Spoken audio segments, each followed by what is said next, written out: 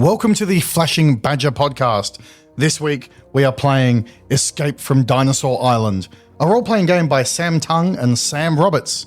Joining me are... Wegs, Fitz, Mike. Cue the music. Flashing Badger, Flashing Badger, alright. Flashing Badger. We see our three bold adventurers standing high above the jungle canopy on the monorail platform. An abandoned monorail train sits just a few feet along the tracks. Vines overgrow and ensnare what was formerly a successful means of transport. A few hundred feet away, the trees start violently rustling.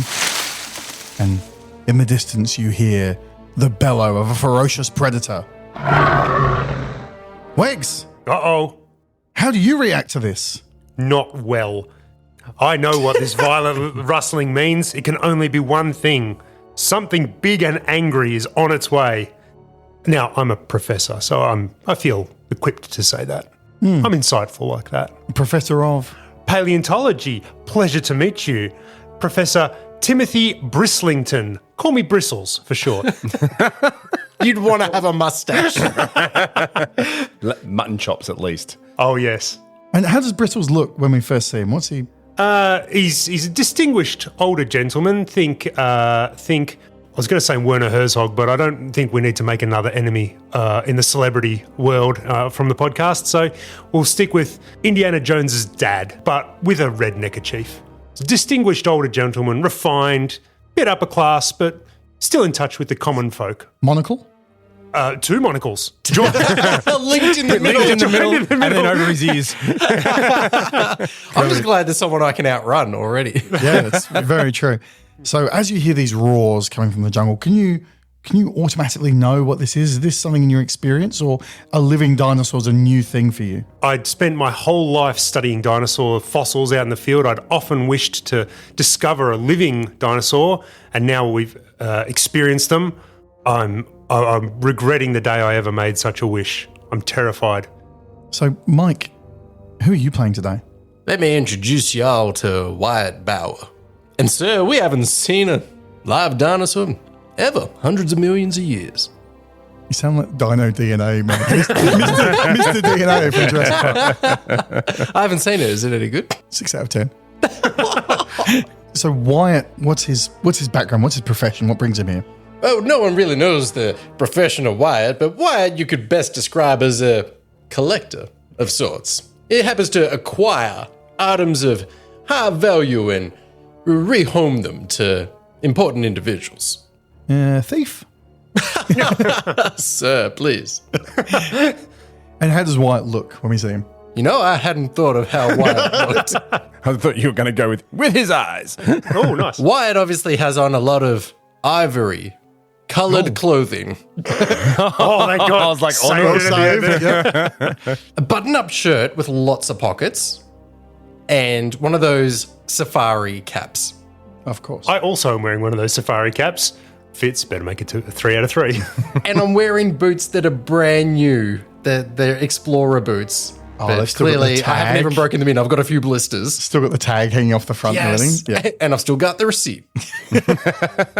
So Fitz, now that we've met the other two, is your character like rattled by this, by the hearing the roars in the distance? Rattled, but mostly excited. Can I introduce you to myself? I'm Grill Bearless, world-renowned hunter, survivalist extreme.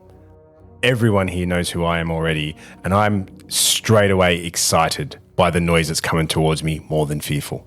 Everyone here is face-palming at that name. Yeah, it's terrible. I'm just glad the heat's off me for once. Does your reputation, you say you're well known, is this like, are you a TV personality? I'm actually, or? yes, I'm a minor celebrity, very, very well known, world famous hunter, and I've sort of transitioned that into a survivalist because hunting's frowned upon a little bit these days, but that's my passion. That's what I started out as. A survivalist. If you want to picture me, I'm sort of well tanned, well muscled, wearing all the good, Kathmandu-y style survival gear. Carabiners are all over me. And each of them say not suitable for climbing. You just bought like 30 water bottles and they each come with a free carabiner. Pretty much, yeah. how did you guys come to this island? How long have you been here? What brought you here? Well, despite my my deep-seated fear of flying, a Chinook brought us in. We were summoned for an important job, a dynamic and interesting job opportunity, and that's pretty much all we knew. But I rocked up to the helipad just off the coast of a nameless South American country. We were summoned there, met there. I got to know these two a little bit, got to shoot the breeze and chat, get to know them. Chinook flew in, picked us up, and brought us to this island for this job opportunity. Now, Fitz doesn't know much about helicopters. Can you describe what a Chinook looks like? It's one of the sort of heavy-duty lifting choppers, really weighty, really sizey. They've got the dual lift-off rotors rather than one that's upright at the back. All of a sudden, I get on the Chinook, I'm thinking, why do they need to lift heavy things on and off and around this island we're going to? And it's important that this was a heavy lift cargo helicopter because as it comes in to land on the helipad on our fictitious nameless island, it banks, comes back over the water, the ramp at the back drops, and out slides a hovercraft with the three of us on it with our gear, and that plonks into the water, which then goes about 4 meters into the dock, and one of us throws the rope over the thing to tie it in as the helicopter then lands. I love it. Yep. I would also like anyone in the comments to put down how many things Wegs got wrong about Chinooks in his description of them. 0. I'm a Chinook expert. Please don't subject it to any scrutiny or... I thought helicopters were around since Da Vinci, so, you know. Welcome back to the helicopter half hour. Yeah. Thanks for tuning in. When you first got to this island, very shortly after you arrived, you encountered your first dinosaur. You're the dinosaur expert here, Wegs. Tell me, what kind of dinosaur was it? What was the situation? Where were you when you saw it, and what kind? We were trekking up the hill from the helipad after being drenched from some hotshot hoverboard pilot splashing water all over us. So we're absolutely drenched. We're carrying our bags up a hill, and as we walk up, we crest over the hill. The music swells. My jaw drops. I clumsily take off my sunglasses and stare over a Triceratops sharpening its horns. I was going to say horns or beak. I was going to say prongs. I think we can all agree that was wrong. I'm a paleontologist. Yeah. I'm a paleontologist. It's going to come out later, but I faked my degrees, guys. But you also corrected me on the way to seeing our first dinosaur because as we were landing, I pointed out the window to a bird that was flying. And I was like, oh my God, that thing looks like a dinosaur. Well, that right there looks like a mighty flying dinosaur. Well, it looks like one, my friend. You might say birds are dinosaurs of the modern day. Sadly, we'll never get to see a dinosaur. And then you fast forward to this bit in the movie. I scoffed at you, and then when we were docking and mooring there, I looked down into the water and saw one of these swimming creatures. And I was like, look at that long neck on that thing, and that looks like one of them dinosaurs. I said, no, it's just a giraffe having a swim. It's unrelated to the island. A giraffe having... So how did Wyatt feel when he actually saw the dinosaur after having this little encounter with the professor on the helicopter? Having seen the one out the window, I just figured it was one of them big flying albatross-looking things, because I could only silhouette this bad boy and couldn't gauge the size of it. The thing in the water, I thought it was one of them, manta rays that we get on down past Florida. But here, cresting over and seeing this rhinoceros-looking thing with I couldn't tell. We get animatronics back where I am in some of the Chuck E. Cheese style places where I take the little ones. But this thing was different. It had a smell on it like nothing I ever experienced from no animatronic. On that note, what was something that was uncanny to you? What was something that struck you about this dinosaur? Those eyeballs. I got him real close. Like a doll's eyes. Like like a doll's eyes. Chief, looking into that, I could see myself. I could see everything. I could see 200 million years of mistakes. I thought you were going to say you could see $200 million on the black market for this thing. So there I am dragging this thing back to the Chinook. Carrying a giant Grab eyeball. a horn, would you? Grill, it's going to annoy me saying that every... But Grill, you're a hunter. You're a man of the savannah. What was something really that struck you as familiar about these dinosaurs that you didn't expect? Something familiar about these is straight away, I know that I've made the right choice in coming here, in taking this job, because everything about me is this is going to be an ultimate hunt. These things act and move like big game, like birds that I've tracked and hunted before. I have a very, very annoying personality trait, which is I'm wearing a GoPro and I've got one on my wrist as well, and I narrate to myself as if I'm on a TV show. I'm looking even though forward to this. no one else is filming. How does Everything this that now. I'm Yeah, doing. how does the narration go?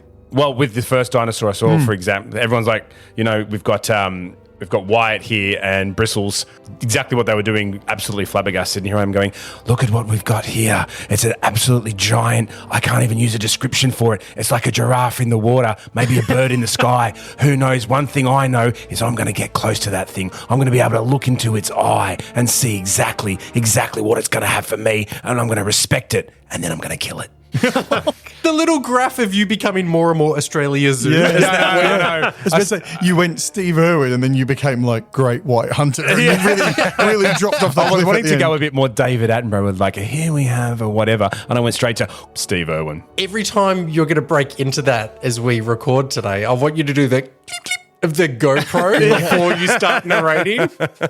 So very shortly after you first saw this dinosaur, that Triceratops, magnificent beast in a little clearing just up the hill from the dock there, I know something went very wrong. Grill, what was your first hint that something was off? So the dinosaur, as we saw it, it looked at us and then it got an expression that I did recognize. There was a flash of familiarity to it. Usually when you look at these big game, it's like, oh, here it is. It's absolutely wonderful in its magnificence and all that. But it flashed that look of, uh-oh, I think there's a baby nearby. It's got a young nearby. And it had that look of, get away. I've seen it in rhinos before. I've seen it in lions before, and I've definitely seen it in elephants before. And immediately I was like, there's going to be a youngling nearby, a pup. That's actually what you call baby Triceratops. I don't know. Fact check me on that one. I'm the paleontologist here, and you're correct. It is Instantly, I was a little bit fearful for the first time since landing because I was excited when I saw it. But now I'm fearful because if there's a younger nearby, we're in a bit of trouble. Check the pouch for the baby. And when this went wrong, Bristles, I know you're not the most field ready man. Who did you turn to? Who did you instinctively look to for support, for guidance when it went wrong? Wyatt seems to be out for a payday. Grill seems to be out to kill things. So I'd had to take a moment and just summon up my own courage and look inwards and say, it's time to be strong, Bristles. You've been a coward. You've been an academic your whole life. You need to step up and be strong in the moment. So be your own superhero. Be your own superhero, Bristles. And then that didn't work, so I went straight over to Wyatt. Said, Wyatt, help. So on that note, what was the thing that happened that made you realise that you were in serious trouble here? It was me turning around and facing my camera going, we're in serious trouble here. Brilliant. What's your personal worst case scenario out of this? I just swatted a mosquito that landed on me. And would you look at the size of that? That's about the size of one of Mama's biscuits she used to make. This thing is about the size of a saucer for your cup of tea. It is huge. And I'm like, I was not expecting dinosaurs here today. I'm just here to get something and get back out. And do we have any people wearing red shirts or anything that are standing around with us? Someone's got a red neckerchief. Oh no. I immediately take off the red Or is it the three of us on our own? Because there's the three of you on your own at the moment. I look back and where I know that everything's going poorly for us is I see them taking the rope back off the boat at the hovercraft down at the dock, and the few people that are on it, the hovercraft pilot and his assisting staff, are all doing that haunted, this place is cursed, look around and trying to start the motor, and then they're taking off again. And I'm like, oh no, we've been left here. And they're doing We're on our own. that thing like they do in these movies where they're going like, El Diablo! El Diablo!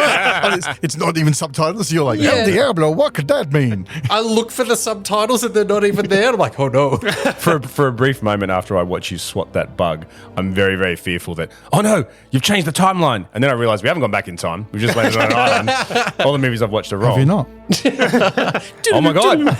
See, I've seen you swat this bug, and I've gone, I heard a rumor they were engineering freakishly large mosquitoes on this island.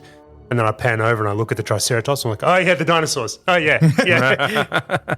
You all heard something as well? Because I heard that there's a shady government organization behind all this. Maybe we gotta find somewhere and sit down and talk about this. That monorail platform up there looks mighty appropriate. The what platform? Oh, sorry, let me speak in a language you'll understand. That there monorail.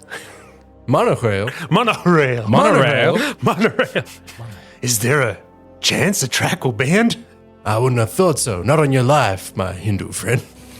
I think for copyright purposes, done. you all need to stop right there regrets. before you break into song.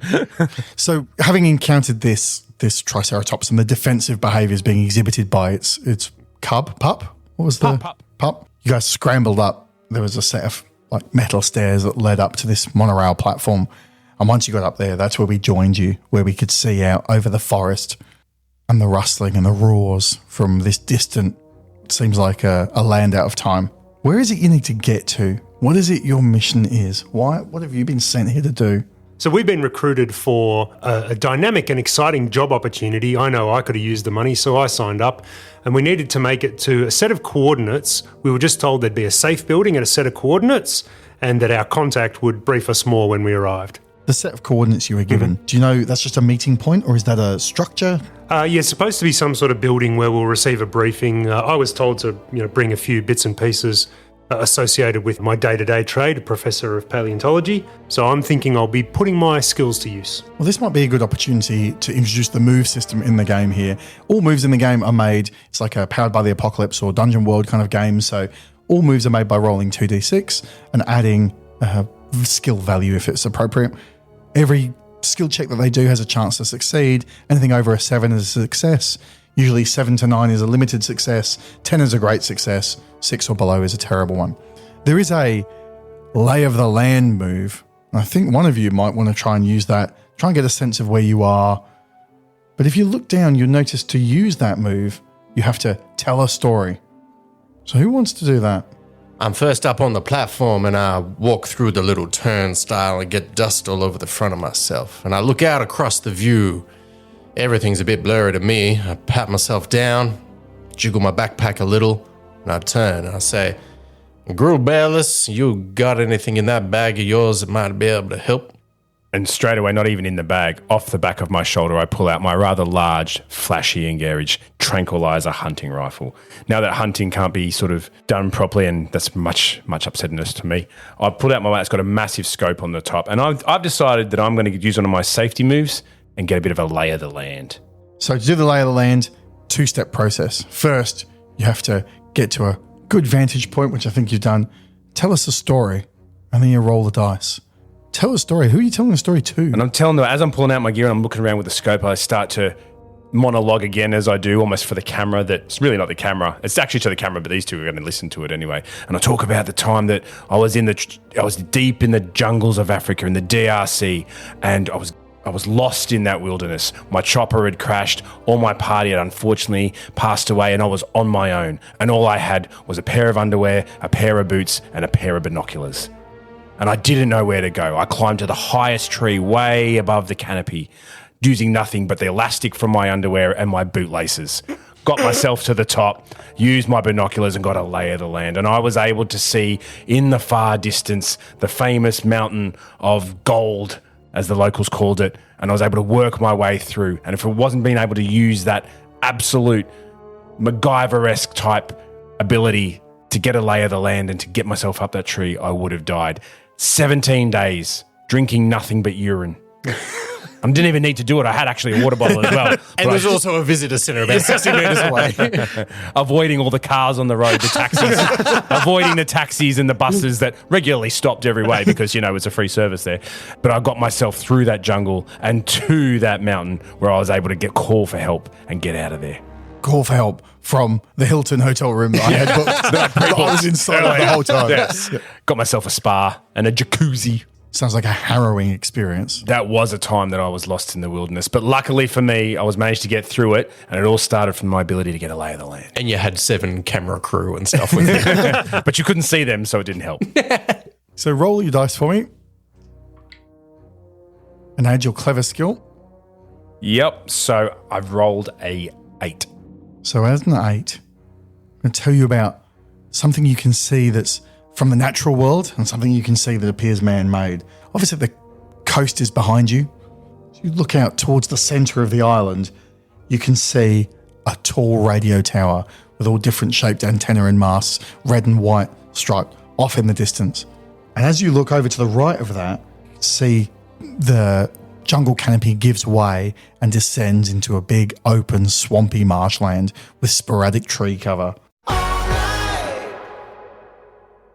From the makers of Jurassic World and Sally and the Sasquatch.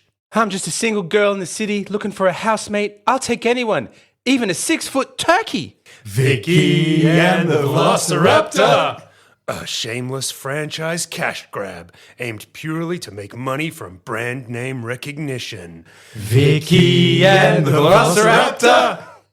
A Velociraptor housemate? This seems like a shallow, reductive, formulaic idea for a situation cashing in on a previously well-thought-out idea. But hey, it's the early 1990s. Why not have a Velociraptor for a housemate? Vicky and the Velociraptor! Oh no, there's another 2 raptors. I didn't even know they were there. Oh God, they're attacking. Vicky and the Velociraptor! Ah, my guts, my legs, and I've been slashed across the belly. Ah, my intestines are spilling out.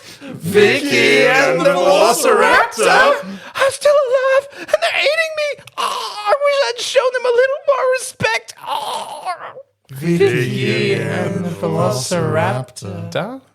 Rated PG-13. Flashing badger.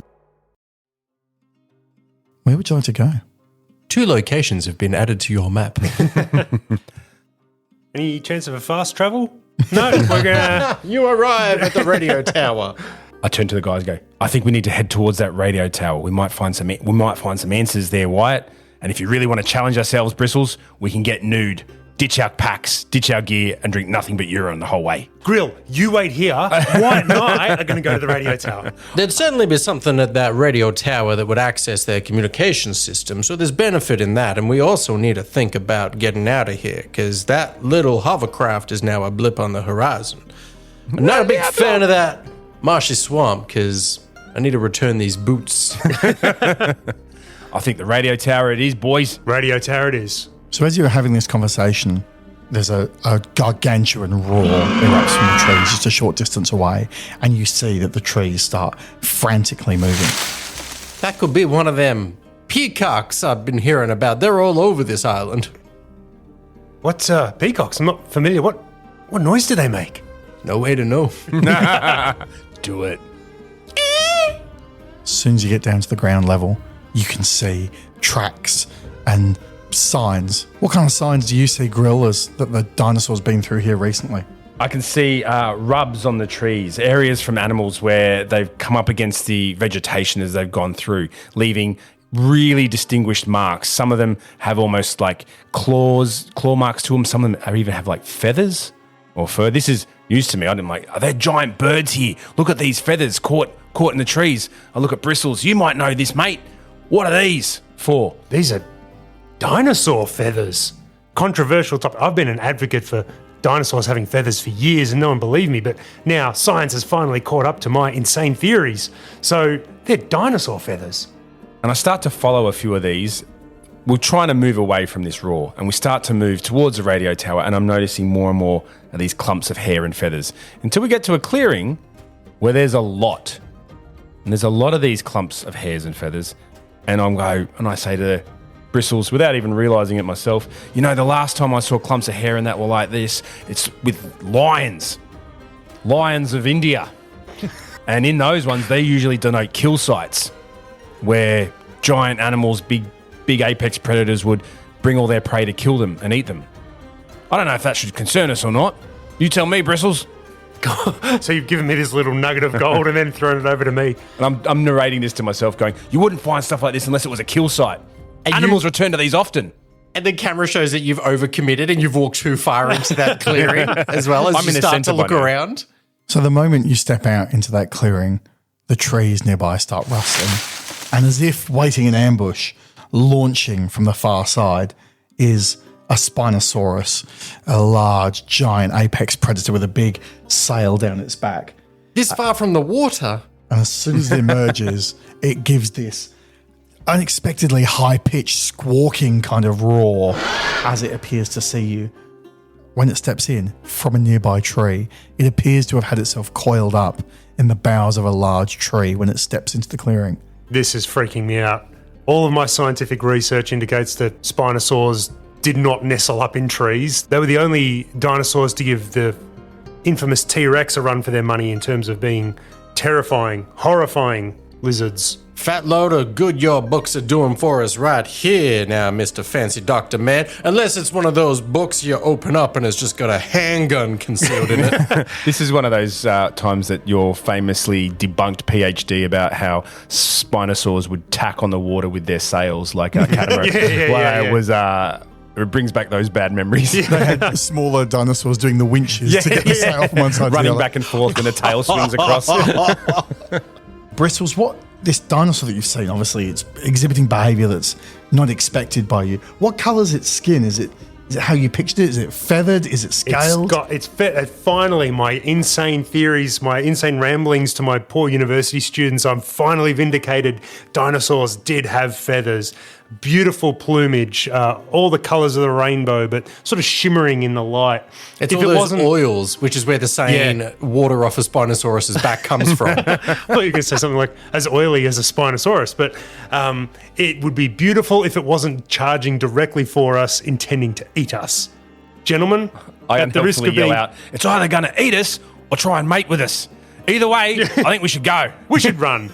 So is that your decision? You're going to run? Yeah, we're gonna As run. a pack, you're running together? Yep. As I move in, I have one carabiner on me. You have like 30, but I have one, and you can hear the jiggle. And that jiggle is a set of keys.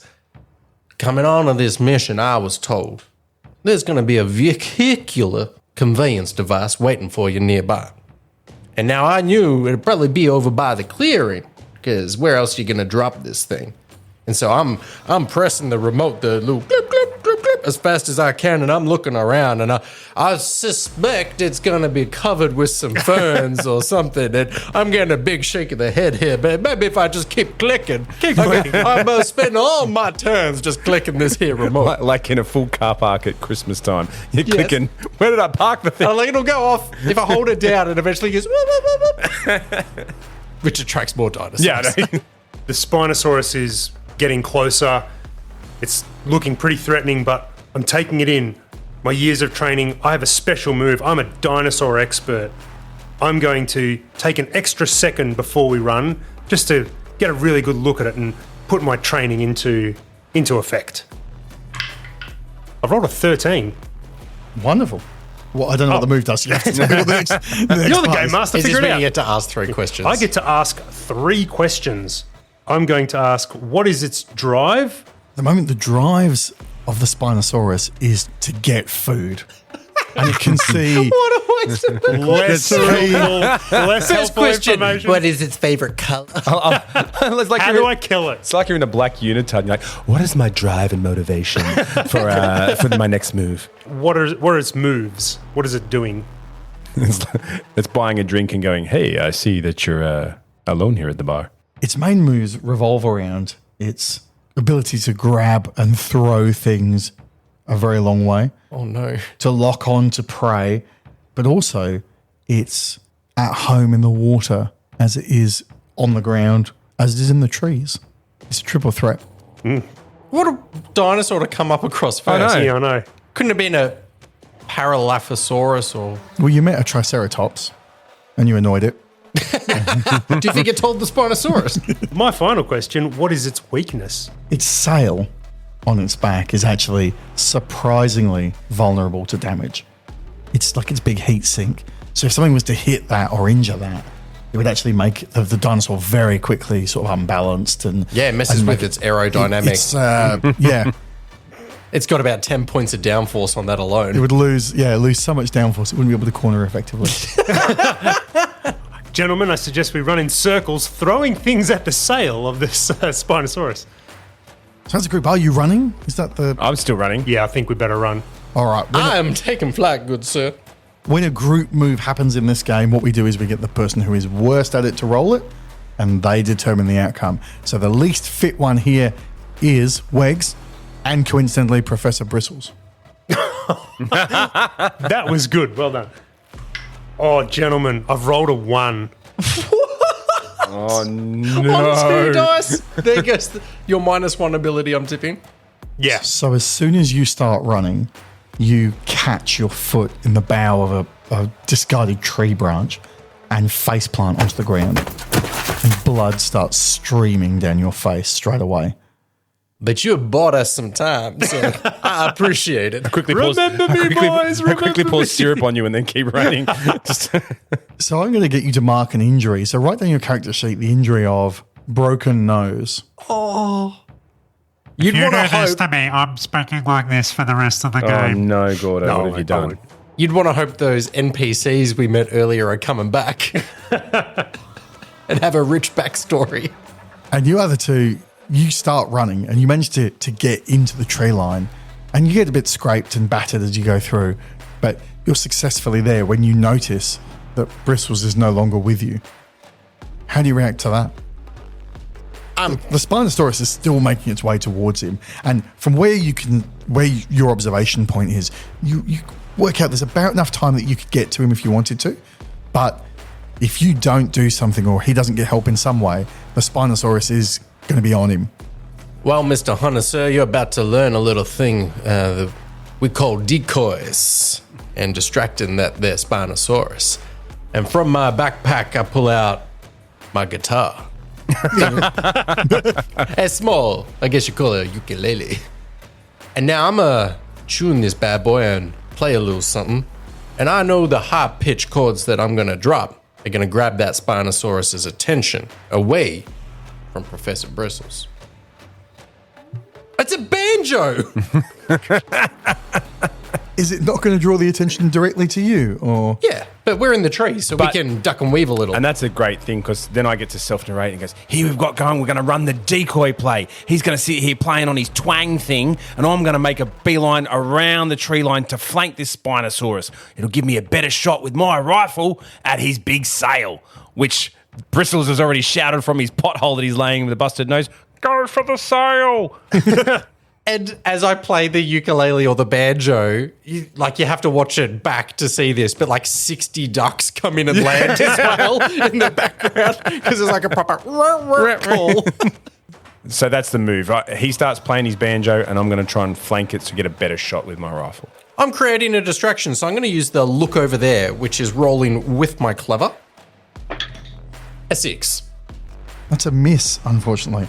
The best you can do is take the hit from this dinosaur yourself. Are you going to do that? It's a choice.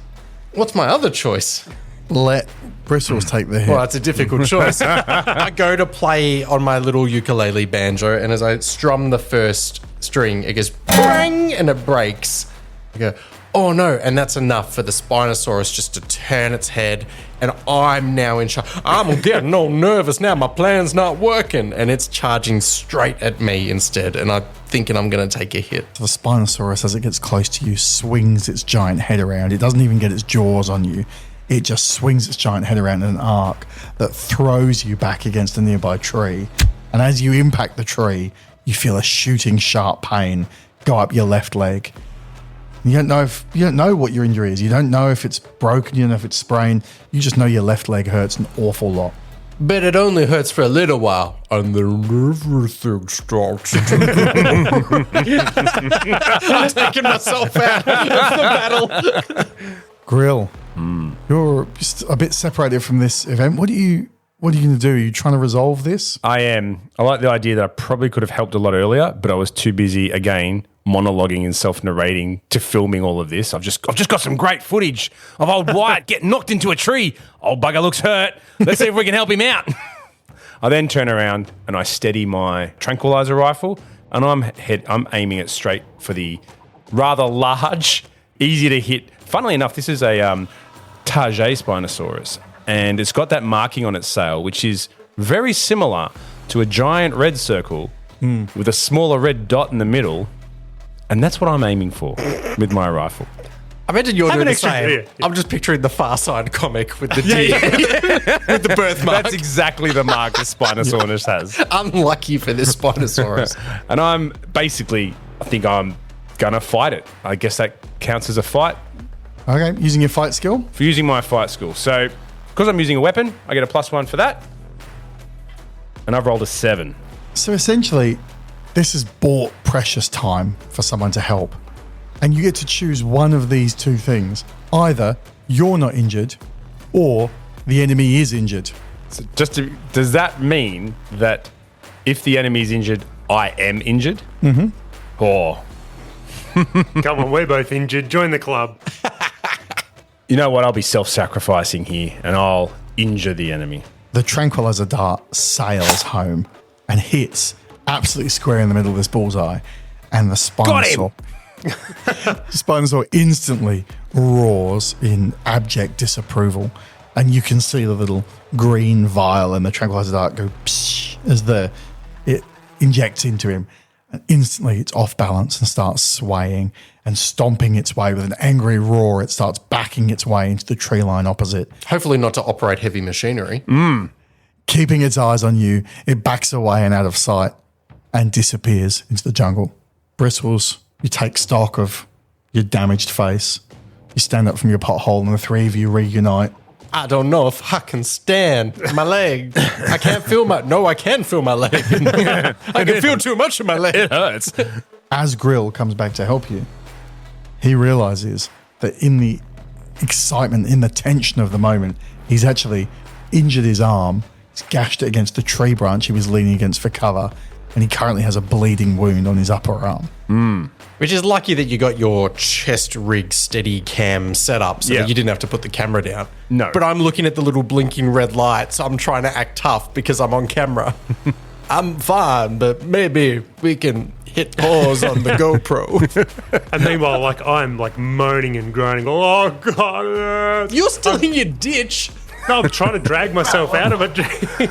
Using my red neckerchief to wipe all the blood away from my face. I know I want to upload these videos to YouTube, but to do so, I'm going to have to grey this out so there's no visible blood or anything like that. So, maybe I do move it for a little bit, but, not make... Oh, crikey, look at my arm! It's dinosaurs absolutely mauling people. It is like, can you confirm no children are in your video? I even do the thing where I'm like, look at my arm, and for effect... I widen my own wound so we can look straight into it. Because, look how big this is. And then Not only are you losing Wyatt, but you're losing Mike behind the mic. In a world where teeth are Triassic-sized, one toothpaste dares to fight Dino Breath. Introducing Jurassiclean toothpaste. I'm Terry the T-Rex, and eating everything makes my breath smell like extinction. Terry switched to Jurassiclean, scientifically formulated to fight prehistoric plaque. Before Jurassiclean, my smile was fossilized. Now it's rawsome. Jurassiclean gets rid of Tartarsaurus and leaves your teeth fresher than a newly uncovered bone bed. Mom, the kids say my breath doesn't smell like rotten stegosaurus anymore. That's because you brush twice a day, once in the morning and once before the meteor hits. Jurassiclean, because even apex predators deserve a smile that's dynamite. If your breath makes mammals flee, go Jurassiclean.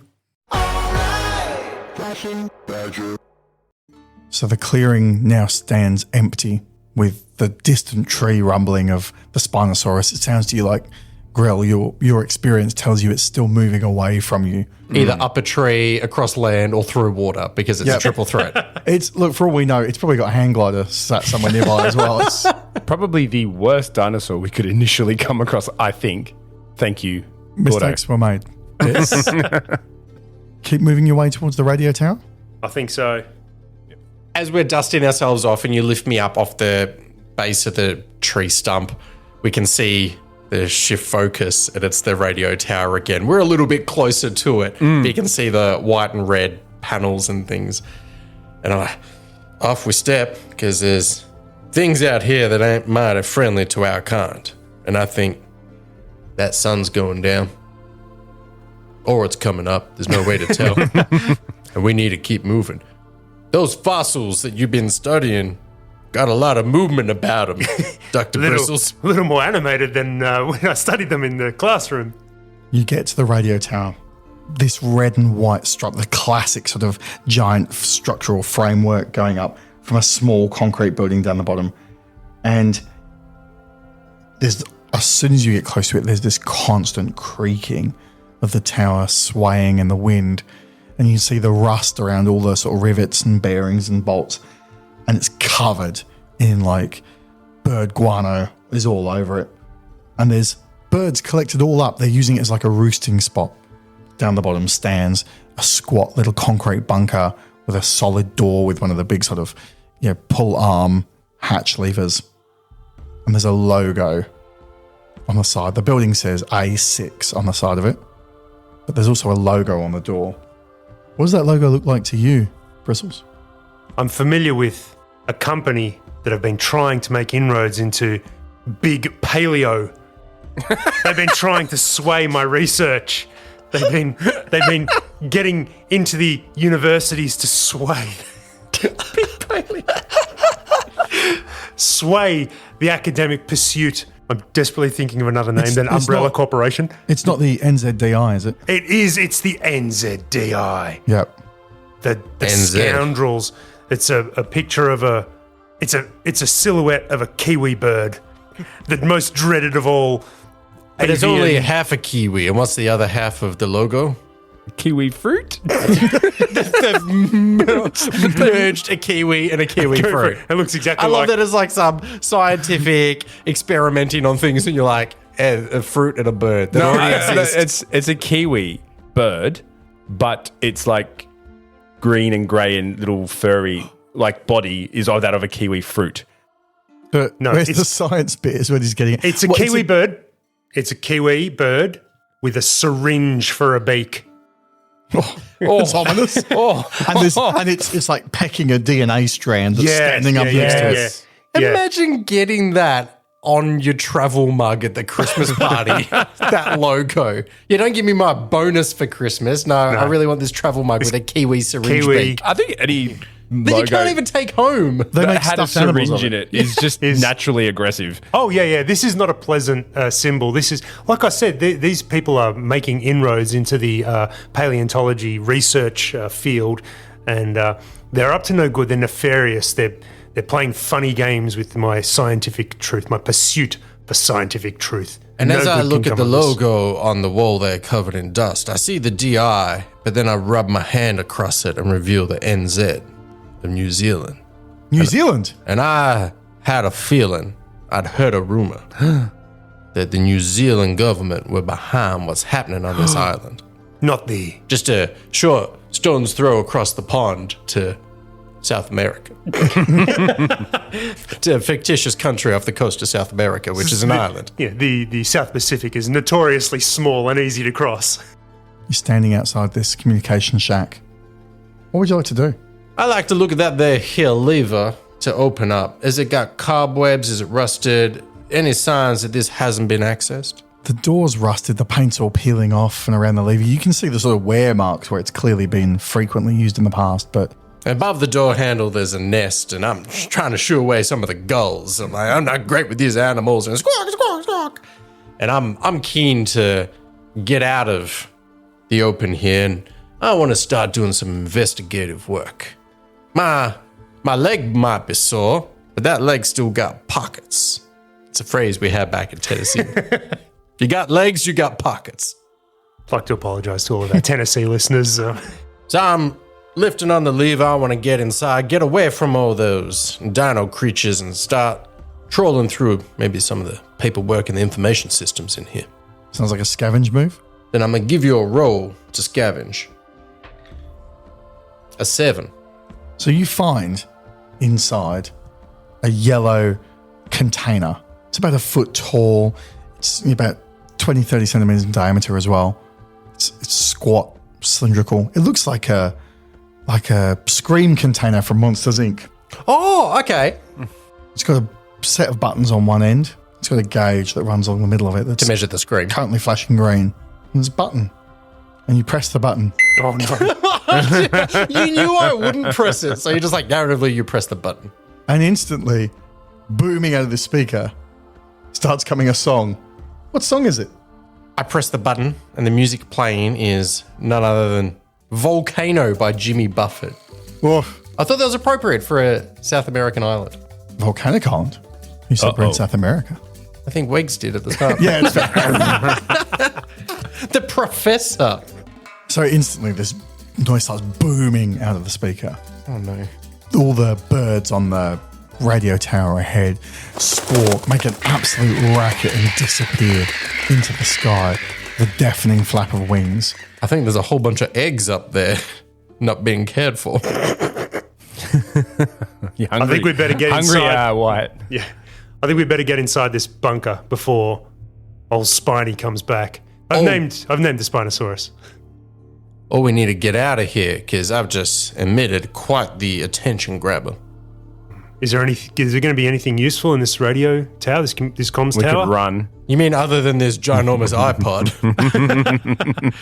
I'm still going to take a look around. I'm hoping there's a computer terminal data point, some kind. And while we're doing that, is there a point where I might trigger a bit of a special move of mine? Looking around this room, it's only about 12 foot square, bare concrete walls, a couple of desks, and there's some computer terminals lined up there. Cobwebs and things are over them. There's small slit windows up near the top just letting in a little bit of light. Inside, no electricity seems to be on. And the computers, when you look at them, look about 15, 20 years out of date. They've got the old sort of clicky keyboards. You can't tell, but it's one of those units where the screen is built into the like an old library terminal. Love it. So you think it would be one of those monochrome black and green kind of screens when you turned it on. It's stuck on the incorrect password Oh, screen. blinking cursor. Yeah. And I wonder what it's saying to us, the computer, once we've got the password in wrong.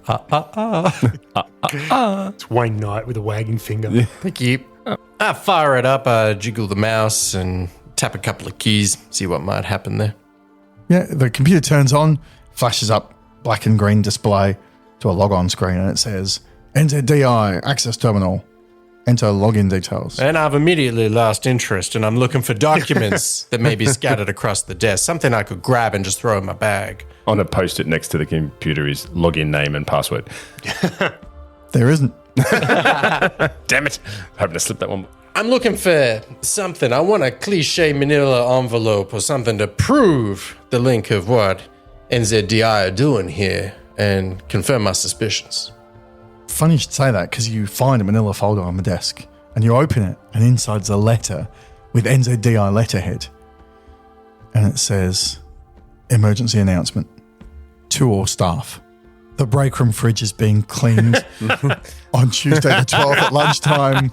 Any unlabeled food will be thrown away, including containers, brackets. This means you, Toby. And it's obvious I didn't read the document very well because I fold it shut and do like the suspicious eye, and then I put that whole folder into my backpack. I'm bringing it with me. And then you go to the fridge and it's empty and you're like, Story checks out. Yeah.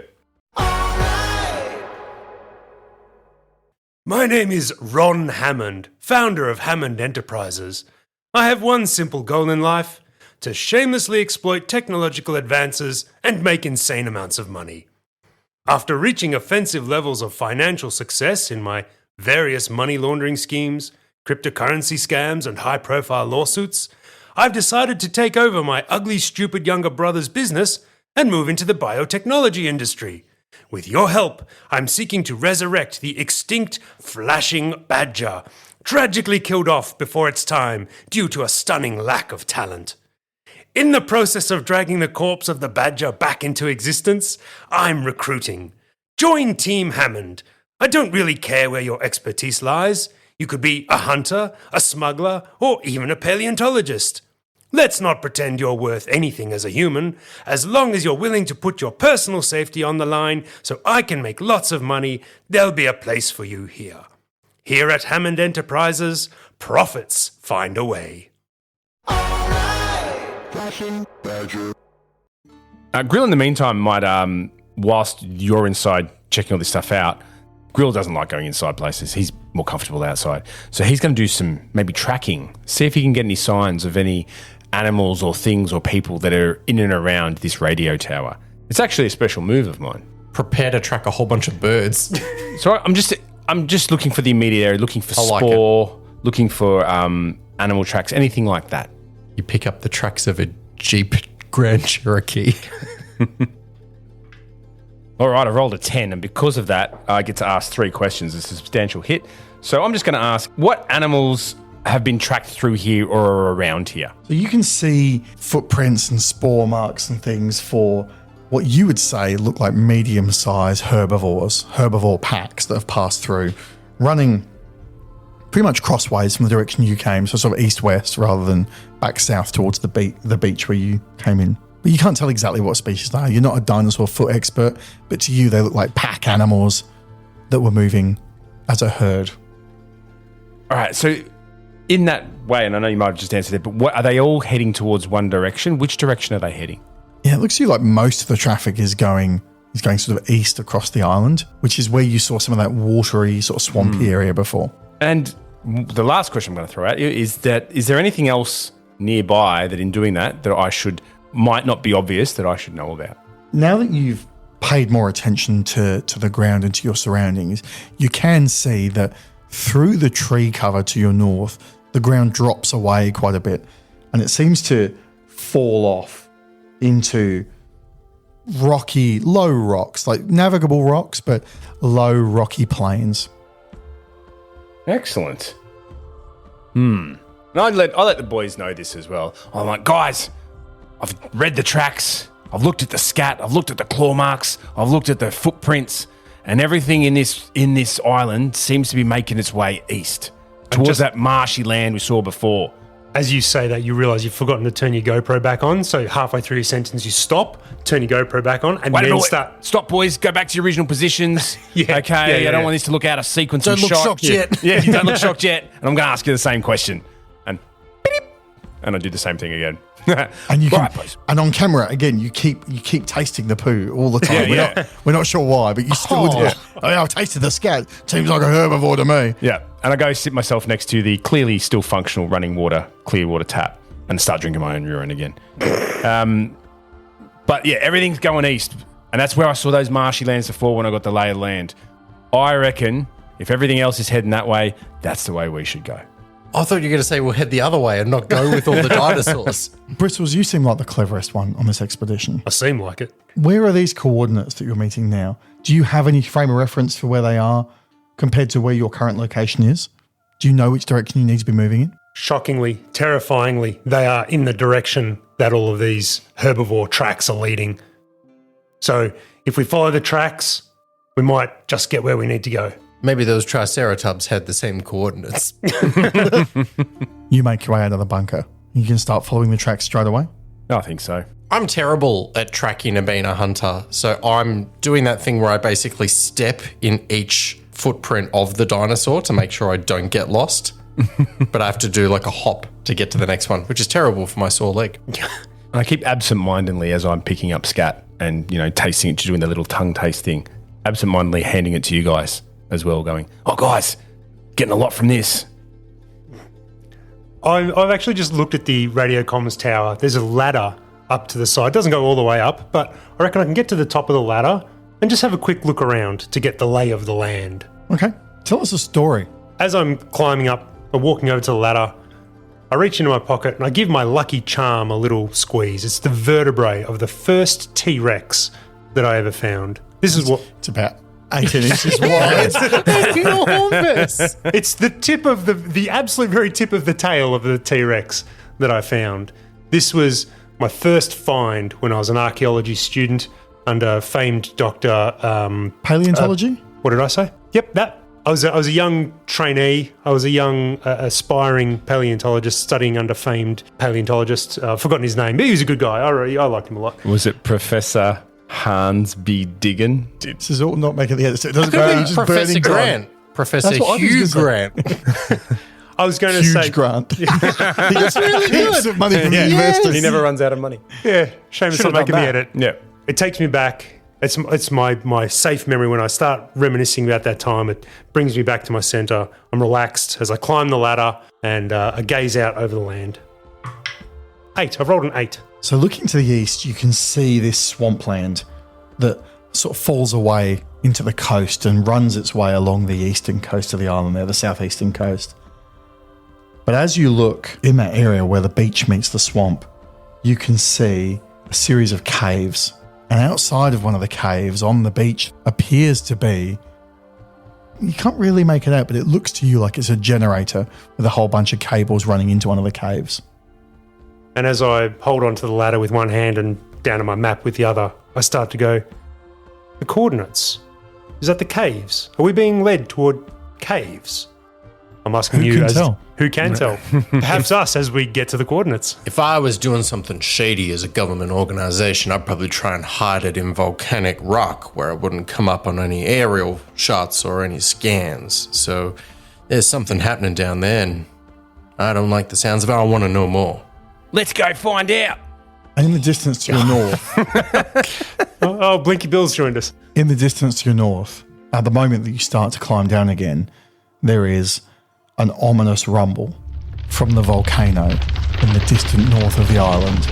And you see that the smoke from that area seems to redouble and thicken even more. You make your way back down the ladder, continue your way east towards the beach. After you've made your way a short distance, you see something in front of you on the trail with luminous green eyes watching you. And as soon as you've taken a few steps towards it and you've tried to sort of focus your eyes in the shadowy overcast area of the jungle canopy, it quickly launches itself onto two legs and flits off into the undergrowth and disappears. It appears to have been a shadowy human figure from what you can make it. With green eyes. You keep making your way along the trail. A short distance in, short distance after seeing this person, you're ultra wary. You hear, psst. You freeze. Tell me what you do.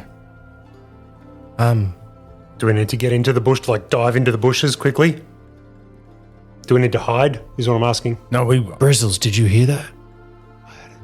I heard it too. I think we should head back.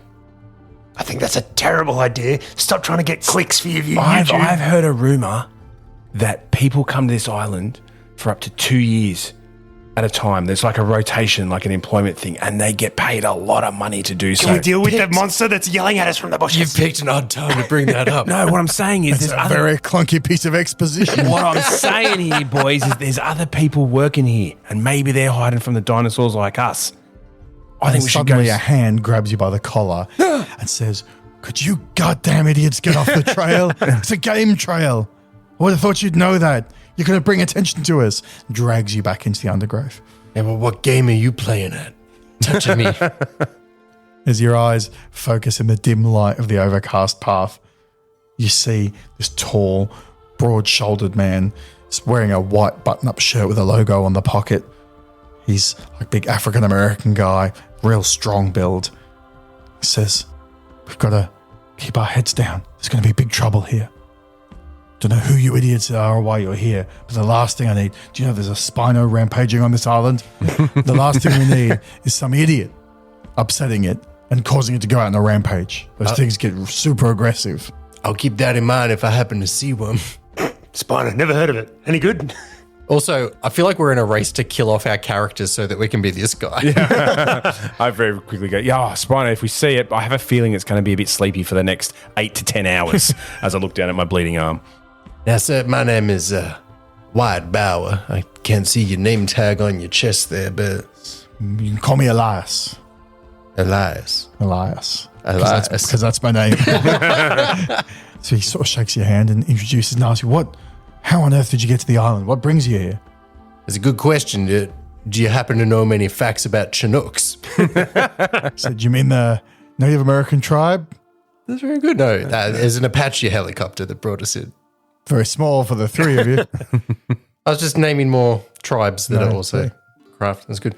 Elias, the three of ourselves find ourselves on this island. Listen, I'm not going to bore you with the details, Elias, but as you mentioned, things are going pretty poorly around here. And the three of us are actually quite banged up from a motor vehicle incident earlier.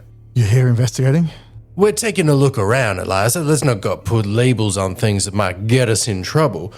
What I'm secretly hoping is that you might have somewhere we can sit down and chat about all of this over a glass of whiskey.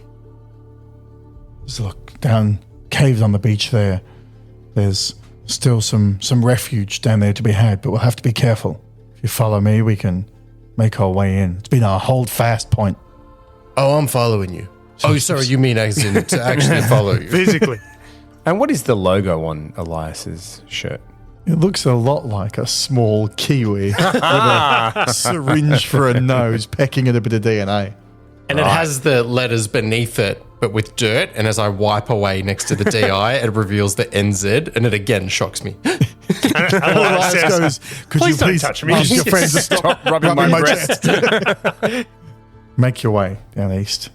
And as you go down where the swamp, or the forest merges into the swamp, you can see the beach ahead of you. And this pack of stegosauri slowly walking in peaceful pairs, making their way down along with you. So you know Stegosauruses have got those plates down their back. Crockery. The tail. Anyone know the name of the thing on the tail? I'm the paleontologist here. Please allow me. It is indeed called the thagomizer. It is indeed. Is it? It's called the thagomizer, and it was named Shut up, after. you knew that. Question. No.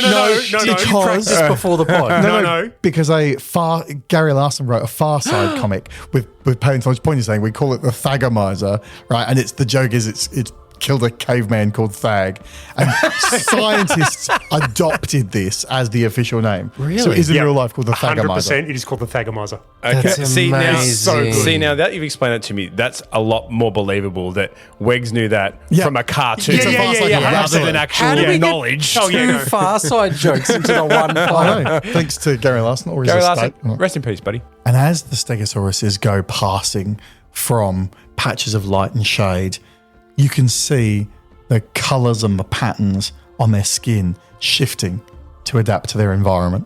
It's like a chameleonic skin that you didn't expect. You look your way along the column of Stegosauri that are marching there.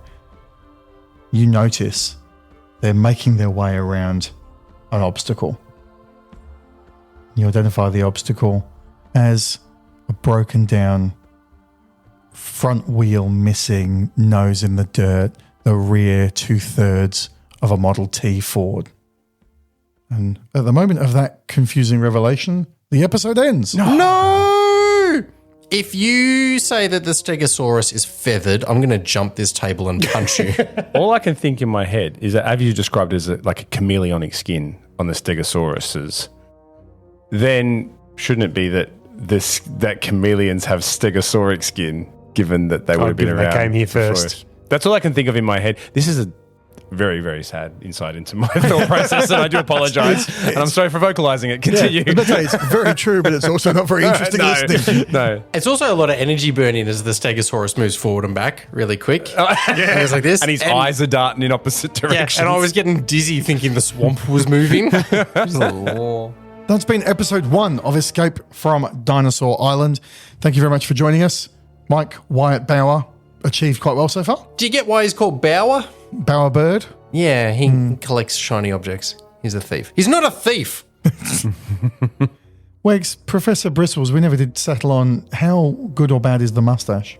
Oh, it's luscious. It's the envy of Movember participants everywhere. How much have- fun is it playing someone with a mustache? Oh, I love it. Does it have the curl up at the end? Like, does he? Oh, wax the tips? I've got a spare tub of wax in my pack. I had to choose between my survival tool and my moustache wax, and I've made the right choice. I stand by it.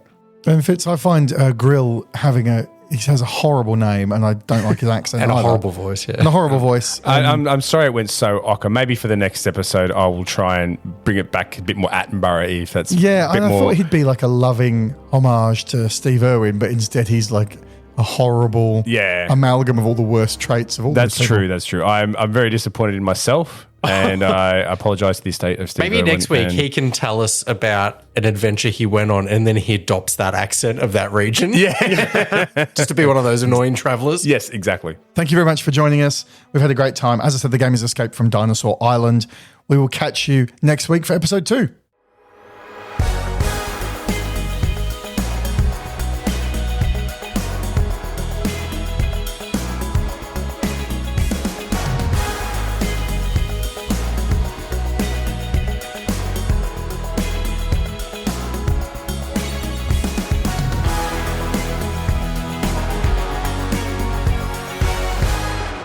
Fashion Badger.